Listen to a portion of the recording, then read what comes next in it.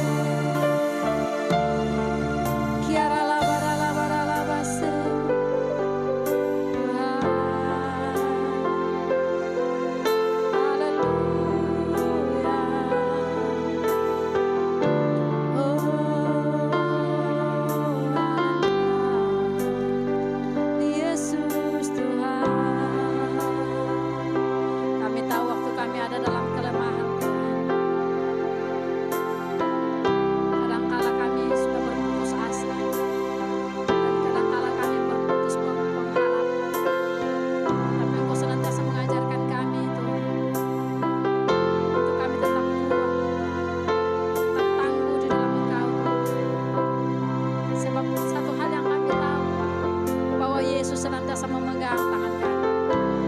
Yesus tidak pernah melepaskan tangan kami. Dia senantiasa menyertai langkah hidup kami. Haleluya.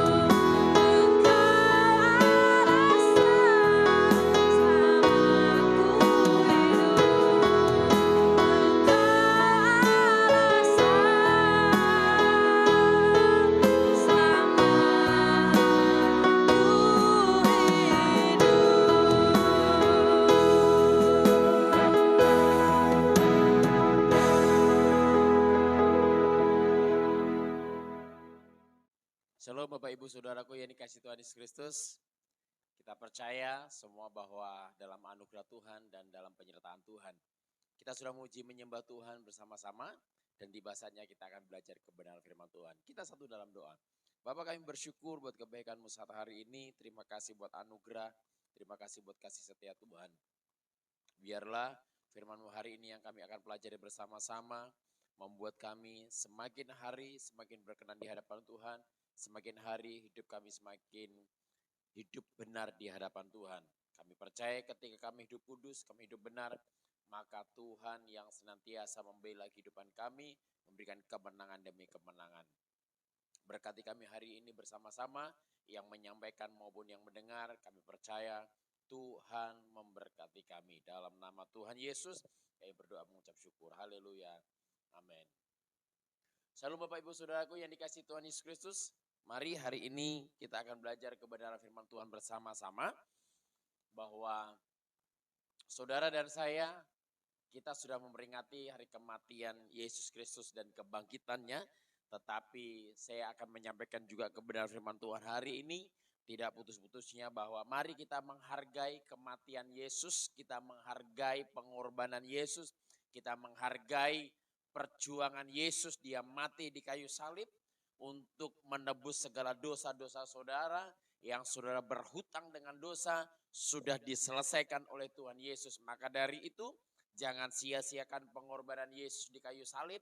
Tetapi biarlah kita menghormati, kita menghargai. Dan jangan pernah kita berbuat dosa lagi.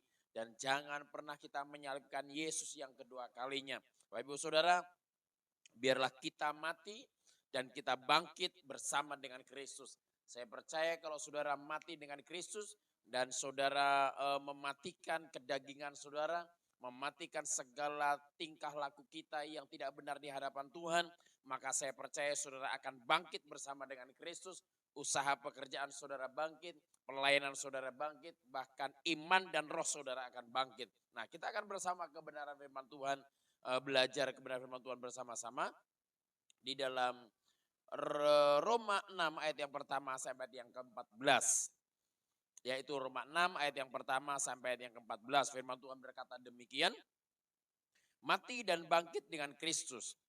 Jika demikian, apakah yang hendak kita katakan? Bolehkah kita bertekun dalam dosa supaya semakin bertambah kasih karunia itu? Sekali-kali tidak. Bukankah kita telah mati bagi dosa? Bagaimanakah kita masih dapat hidup di dalamnya? Atau tidak tahukah kamu bahwa kita semua yang telah dibaptis dalam Kristus telah dibaptis dalam kematiannya?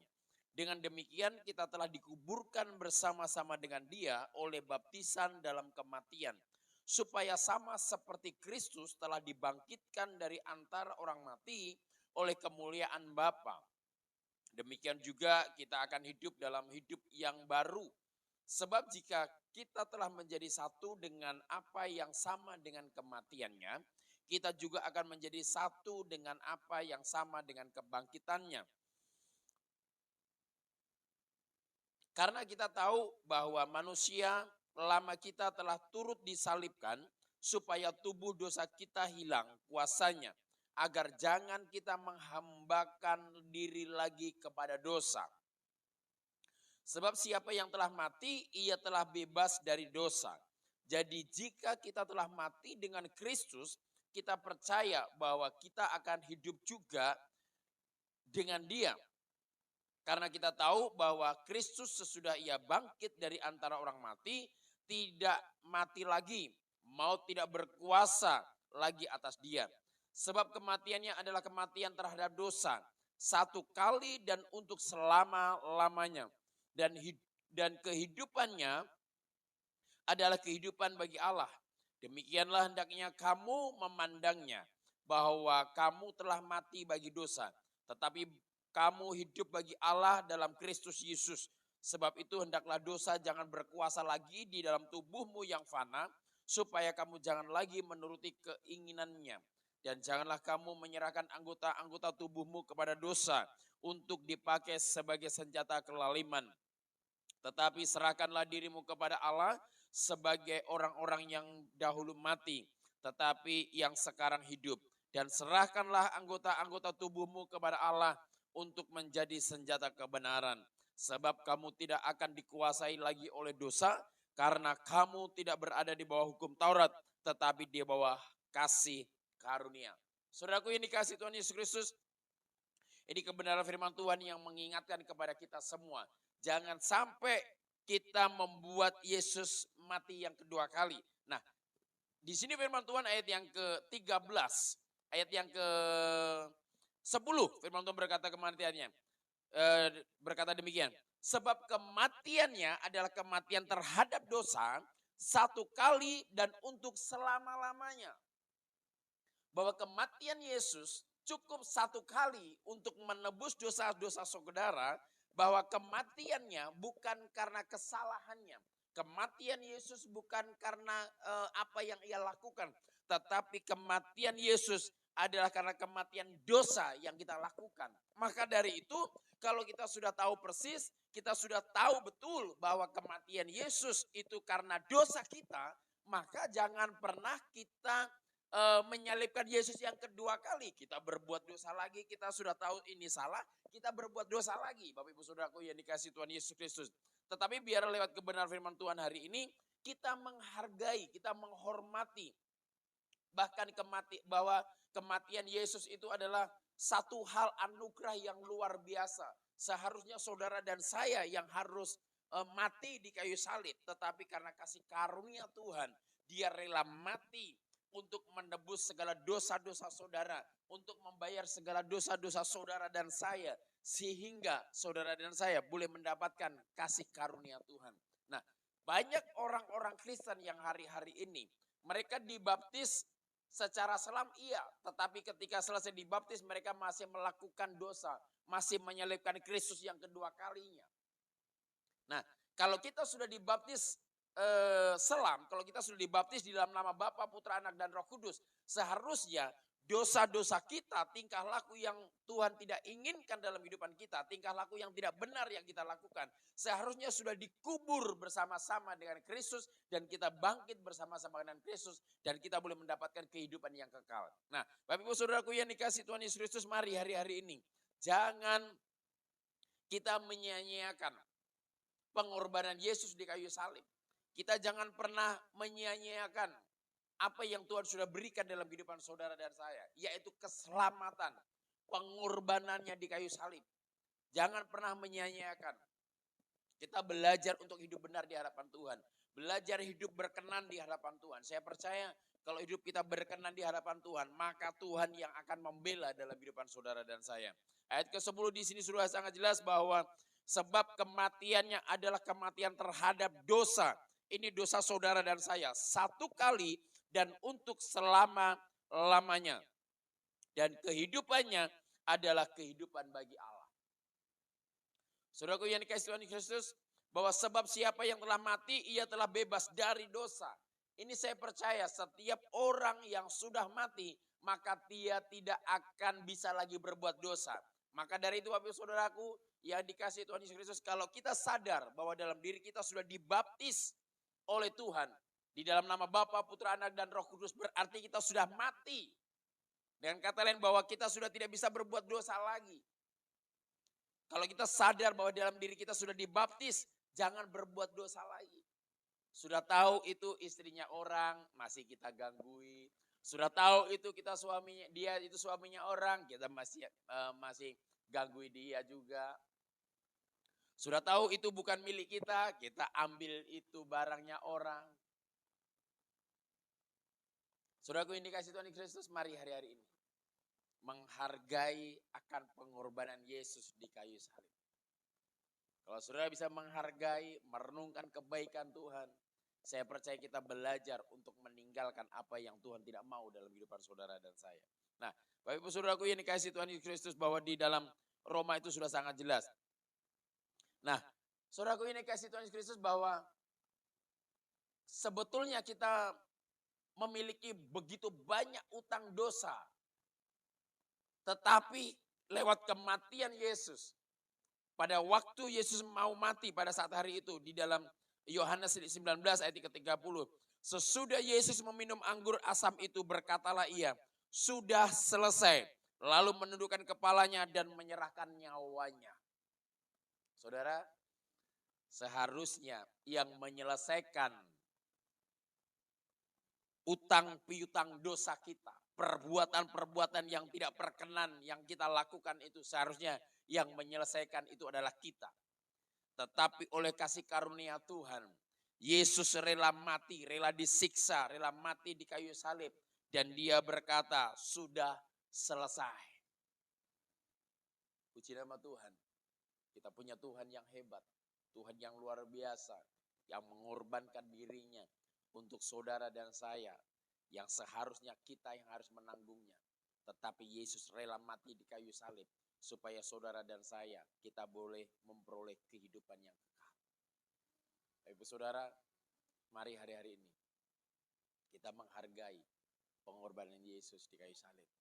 Tidak ada satupun yang dapat pergi kepada Bapa tanpa melalui Yesus. Dia adalah satu-satunya jalan kebenaran dan kehidupan. Tidak ada satupun orang yang dapat menghapus dosanya kalau tidak melalui Yesus. Tidak ada satupun yang dapat membayar hutang-hutang dosanya kalau tidak lewat pengorbanan Yesus di kayu salib. Maka dari itu Bapak Ibu Saudaraku yang dikasihi Tuhan Yesus Kristus, apapun suku saudara, apapun yang saudara alami, saudara kerjakan, apapun yang saudara lakukan, ketika saudara percaya kepada Kristus, Tuhan Juru Selamat, dan saudara menghargai kematian Yesus di kayu salib, saya percaya saudara akan mendapatkan kehidupan dan hidup yang berkelimpahan. Puji nama Tuhan, ini renungan firman Tuhan, biarlah kita hari-hari ini menghargai kematian Yesus di kayu salib, dan senantiasa kita bangkit bersama dengan Kristus. Tuhan Yesus memberkati. Kita satu dalam doa. Bapa, kami bersyukur buat kebaikan-Mu saat hari ini. Terima kasih buat anugerah Tuhan. Terima kasih buat kemurahan-Mu. Terima kasih buat salib-Mu Tuhan dalam hidup kami. Hari ini kami menyerahkan Ke dalam tangan-Mu setiap umat-Mu yang menyampaikan isi hati-Mu. Malam hari ini hamba berdoa dalam nama Yesus, Tuhan, pengurapan turun atas setiap umat-Mu. Bahkan Tuhan Yesus berkati setiap umat-Mu, buat mereka semakin hari menghargai pengorbanan Yesus di kayu salib. Mereka boleh menghargai Tuhan pengorbanan-Mu Tuhan, kematian-Mu Tuhan untuk menebus segala dosa kami. Di dalam nama Tuhan Yesus Kristus kami memberkati setiap umat-Mu Tuhan. Kami berdoa buat pemerintahan bangsa Indonesia. Tuhan, Kau juga memberkati bangsa Indonesia. Indonesia ada di tangan Tuhan. Indonesia dipulihkan. Indonesia diselamatkan. Mulai dari pemerintahan, Bapak Presiden, Wakil Presiden, bahkan sampai ke daerah. Kami bersama-sama menerima berkat Tuhan. Keselamatan yang Tuhan berikan dalam kehidupan kami. Terima kasih. Hamba-Mu selesai menyampaikan isi hati-Mu. Kami percaya ada Roh Kudus yang tidak pernah terbatas untuk menyampaikan apa yang Tuhan mau dalam kehidupan kami. Di dalam nama Tuhan Yesus Kristus, biarlah berkat Abraham, Ishak dan Yakub, penyertaan daripada Tuhan Yesus, penghiburan daripada Roh Kudus, menyertai, menghibur, memberikan kekuatan, memberkati kepada kita semuanya. Mulai hari ini sampai Maranatha, Tuhan Yesus datang yang kedua kali. Yang percaya ditolong diberkati Tuhan, bersama-sama katakan amin. Selamat hari Minggu, Tuhan Yesus memberkati. Haleluya.